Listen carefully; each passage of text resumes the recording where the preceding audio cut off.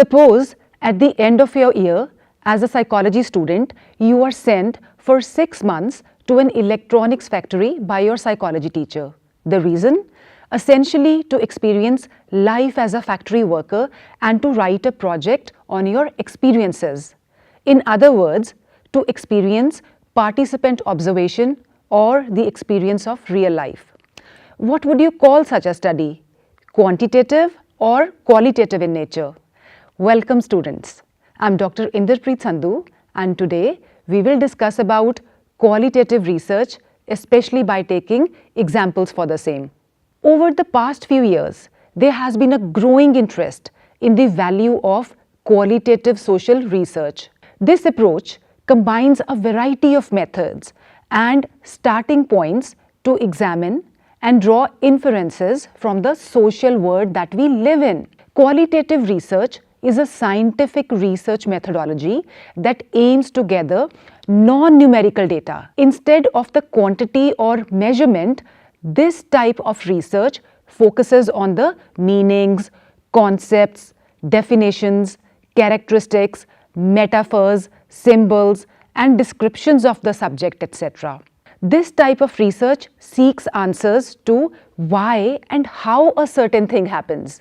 So, qualitative data is important in determining the particular frequency of traits or characteristics. On the other hand, quantitative data is any quantifiable information that can be used for mathematical calculation or statistical analysis. This form of data helps in making real-life decisions based on mathematical derivations. Quantitative data is used to answer questions like how many, how often, how much, etc. And this data can be validated and verified. Sometimes, when you read the report of a quantitative study, the findings leave you asking for more. Questions zip through your mind. You want to know the story behind the statistics. You want to know about the individuals who make up the averages, and especially those who constitute the outliers. That is, the few cases in quantitative studies that are far above or below the averages. So, qualitative research comes in handy here. It focuses on the meanings of experiences by exploring how people define, describe, and metaphorically make sense of these experiences. Qualitative methods are used to answer questions about experience, meaning, and perspective, most often from the standpoint of the participant. These data are usually not amenable to counting or measuring. Qualitative research techniques include small group discussions for investigating beliefs, attitudes, and concepts of normative behavior. Or it can include semi-structured interviews to seek views on a focused topic or with key informants for background information. It can also include in-depth interviews to understand a condition, experience, or event from a personal perspective. The researcher can also make use of analysis of texts or documents, such as government reports, media articles, websites or diaries to learn about distributed or private knowledge, etc. For example, imagine that you are hired by a hospital to explore people's experiences with holistic, also called alternative or complementary medicine. In such a project, conducting a focus group with patients who suffer with chronic pain and asking them to respond to several questions would provide a rich description of these people's experiences. Questions might include what symptoms they have, for example, migraine, headaches, and what alternative treatment modalities they have tried, and what effects those treatments had on their symptoms. The results of these interviews can produce an interesting narrative that would reveal insights into the benefits of holistic medicine that a quantitative study could not produce. In such a case, clearly numbers will not provide a complete picture if you want to understand people's perceptions, beliefs, and emotions. So qualitative psychological research is based on the idea that the human experience cannot be understood by reducing it to numbers only. Thus, if a researcher desires a more narrative understanding, then a qualitative strategy would be preferred. The main advantage of qualitative research is that it provides a richer and more in-depth understanding of the population under study. Consider, for example, a study by researcher Per Lindquist and his colleagues in 2008, who wanted to learn how the families of teenage suicide victims cope with their loss. They did not have a specific research question or hypothesis, such as what percentage of family members join suicide support groups. Instead, they wanted to understand the variety of reactions that families had, with a focus on what it is like from their perspectives. To address this question, they interviewed the families of 10 teenage suicide victims in their homes in rural Sweden.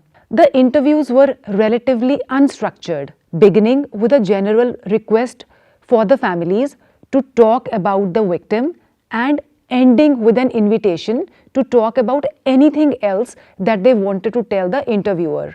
One of the most important themes that emerged from these interviews was that even as life returned to normal, the families continue to struggle with the questions of why their loved ones committed suicide.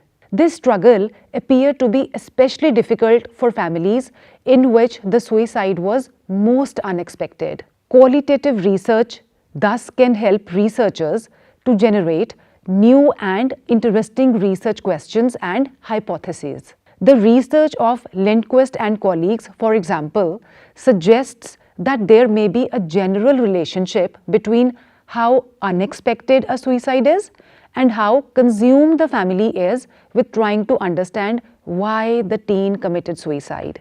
The relationship can now be explored using quantitative research, but it is unclear whether this question would have arisen at all without the researchers sitting down with the families and listening to what they themselves wanted to say about their experience. So, qualitative research can also provide rich and detailed descriptions of human behavior in which the real world contexts in which it occurs. Qualitative research can convey a sense of what it is actually like to be a member of a particular group or in a particular situation, what qualitative researchers often refer to as lived experience of the participants. Lindquist and his colleagues, for example, described how all families spontaneously offered to show the interviewer the victim's bedroom or the place where the suicide occurred,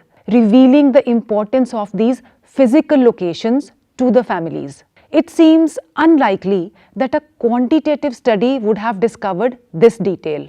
Let's take another example to understand the concept of qualitative research by exploring the sport called rock climbing. Quantitative research could tell us, let's say, the number of people who participate in rock climbing, the ranking of rock climbing as a sport in various countries, and even in some personality predictors of interest in rock climbing. On the other hand, qualitative research could tell us what rock climbers think about the process of rock climbing. A researcher, Reed, described how mountain climbers positively relished the almost perfect vigor of their discipline's cardinal directive, which is go to the edge and perform flawlessly, and you will survive, probably, to go to the edge again. Ling in 1990 analyzed the function of this edge work, which is the making of life and death decisions under extreme stress as a response to a lack of power and control in one's life. Building on this research, Kiewa in 2001 analyzed the stories of rock climbers and found that self-determination, which is the control over the structure of the activity, and control over self, which is competence to achieve a flawless performance, explained both motivation to engage in the activity and satisfaction with the experience. The qualitative data inform our understanding of what the sport of rock climbing means to those who engage in it. So, qualitative data are attractive. They are a source of well-grounded, rich descriptions and explanations of processes occurring in the local contexts. They help you understand the feelings, values, and perceptions that underlie and influence behavior. Let me give you another example of qualitative research and ask a question. A study was conducted by Mortada et al. In 2017 on child marriage practices in Syria. Reports suggested that child marriage among Syrians may be increasing as a result of displacement and conflict. This study sought to gather qualitative data about the factors that promote child marriage practices among Syrian refugees in Lebanon, where the majority of Syrian refugees have settled. The second aim of this study was to generate recommendations on how to mitigate the drivers and consequences of child marriage practices based on the findings of this study. Now, the question is, how would you have addressed such a kind of study? What kind of data collection method would you have used? Keeping this study in mind, let's move ahead and discuss about various methods used to conduct qualitative research.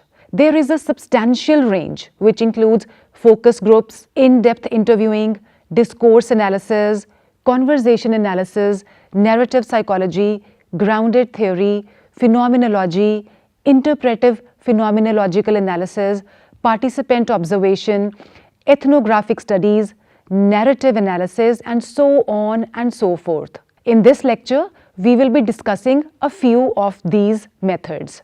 Let's begin by understanding in-depth interview. One of the most common approaches, especially for psychological research, is to conduct interviews. Interviews in qualitative research can be unstructured, that is, consisting of a small number of general questions or prompts that allow participants to talk about what is of interest to them.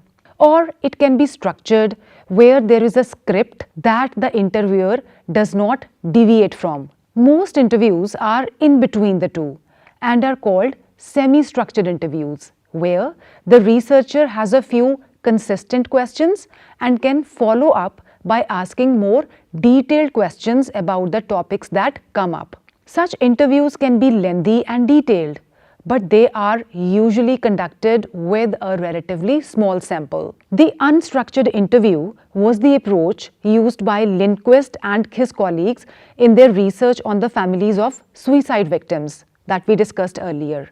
Because the researchers were aware that how much was disclosed about such a sensitive topic should be led by the families and not by the researchers. So, this is one of the most commonly used data collection instrument for qualitative research, mainly because of its personal approach. Mostly the open-ended questions are asked spontaneously, with the interviewer letting the flow of the interview dictate the questions to be asked.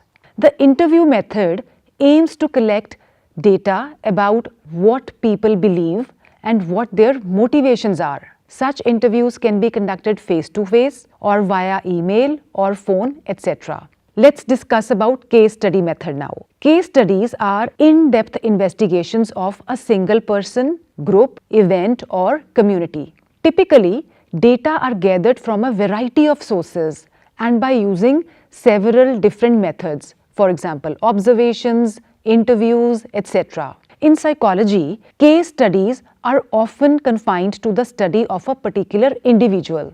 The information is mainly biographical and relates to the events in individual's past, that is, in retrospect, as well as to significant events which are currently occurring in his or her everyday life. The case study is not itself a research method, but researchers select methods of data collection and analysis that will generate material suitable for case studies. A researcher may choose to conduct a single case study or a collective case study.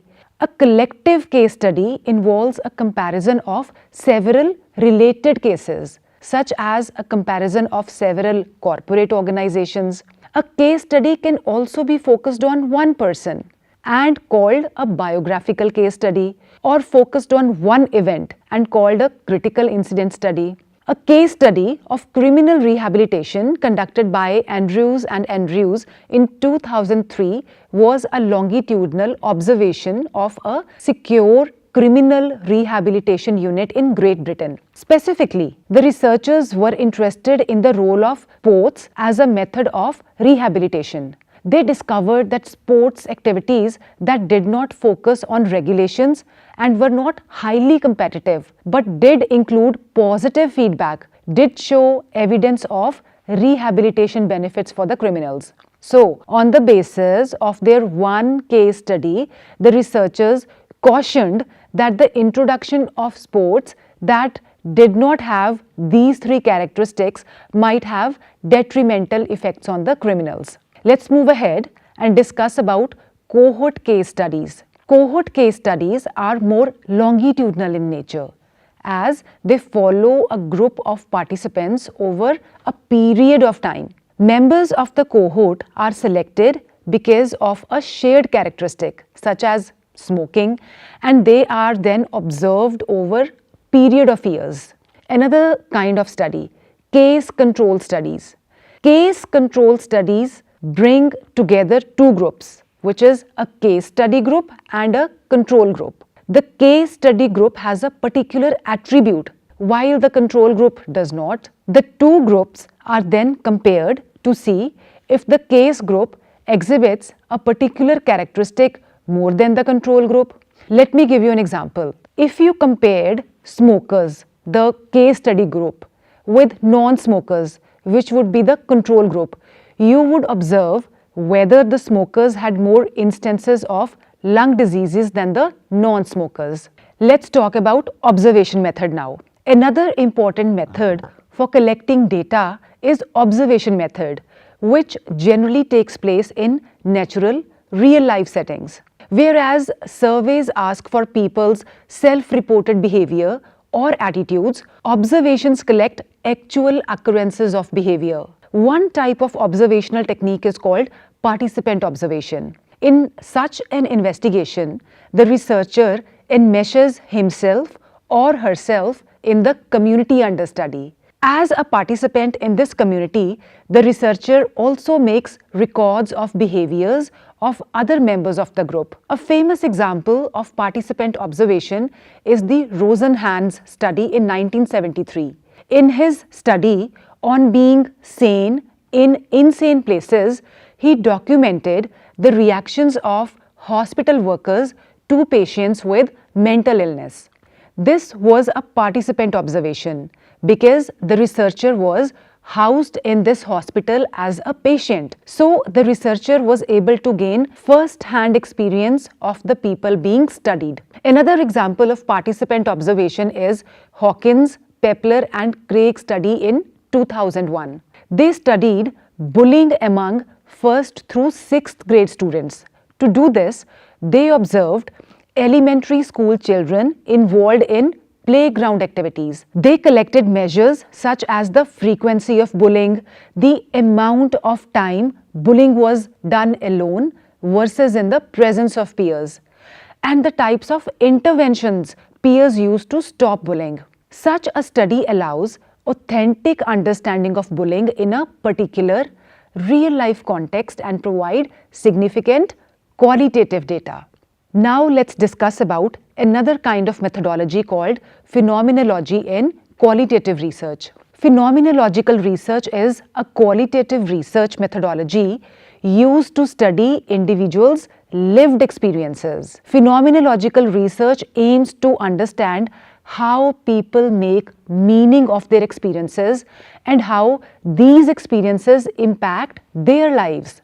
A phenomenologist would ask, what is the true essence of grief? What does it feel like? What thoughts are associated with it? How is it remembered? How is it talked about and shared with others? What meanings are created to make sense of it? Phenomenologists explore how individuals construct their meanings of their experience and how these individual meanings share group or cultural meanings. A phenomena for study might be the experiential reality of college students' romantic relationships, or what it is to be like an African American first generation college student in the 21st century.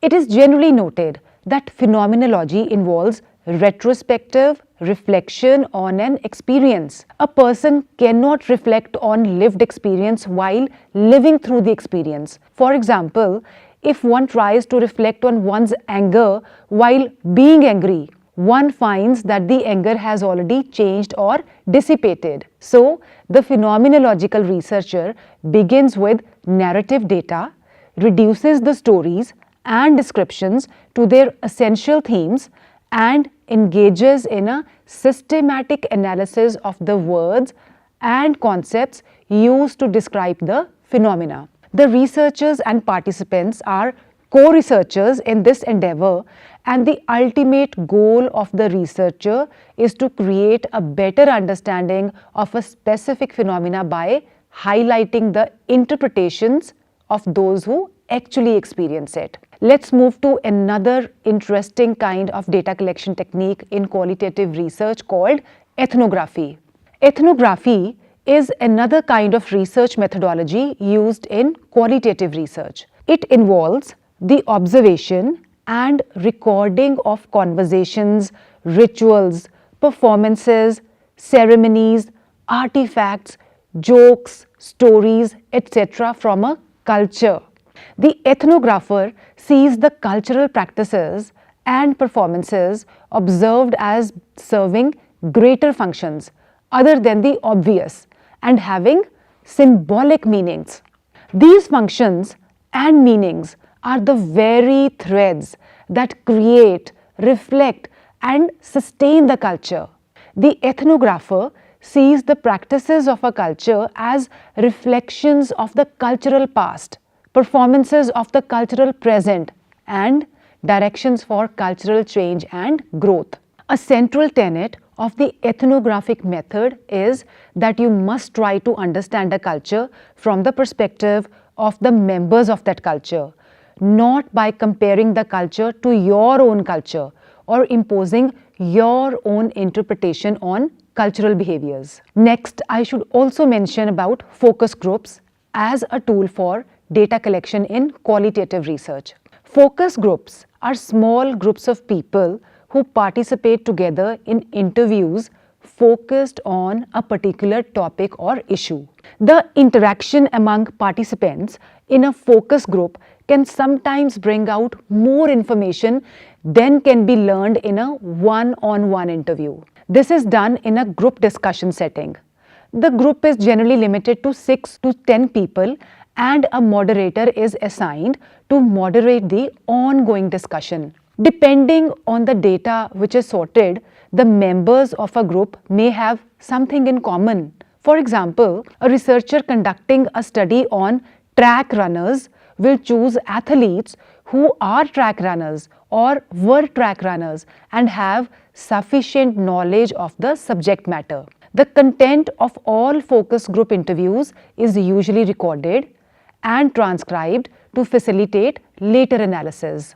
So, my dear viewers, let's come to the conclusion of qualitative research method and summarize. You learned that the primary purpose of conducting qualitative research is to understand the individual's thoughts, feelings, opinions, and reasons behind these emotions. As opposed to quantitative research, qualitative research does not deal with the collection of numerical data for statistical analysis. Qualitative data collection is exploratory. It involves in-depth analysis and research. Hence, it goes deeper in terms of research.